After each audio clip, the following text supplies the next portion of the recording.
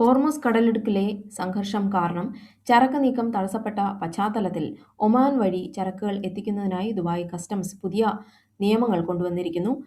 Hormuz കടലിടുക്ക് Iran അടച്ചതോടെ കപ്പലുകൾക്ക് Dubai പോർട്ടുകളിലേക്ക് നേരിട്ടെത്താൻ പ്രയാസമാണ്. അതിനാൽ ഒമാനിലെ പോർട്ടുകളിൽ ചരക്ക് ഇറക്കിയ ശേഷം അവിടെ നിന്ന് റോഡ് മാർഗം യുഎഇയിലേക്ക് എത്തിക്കാനാണ് പുതിയ നീക്കം. ഇത്തരത്തിൽ ഒമാൻ വഴി വരുന്ന ചരക്കുകൾക്ക് വേഗത്തിൽ ക്ലിയറൻസ് നൽകാനും നടപടിക്രമങ്ങൾ ലഘൂകരിക്കാനും ദുബായ് കസ്റ്റംസ് തീരുമാനിച്ചു. യുഎഇയിലേക്കുള്ള അവശ്യ സാധനങ്ങളുടെയും ഇന്ധനത്തിന്റെയും ലഭ്യത ഉറപ്പാക്കാനാണ് ഈ ബദൽ മാർഗം ഉപയോഗിക്കുന്നത്.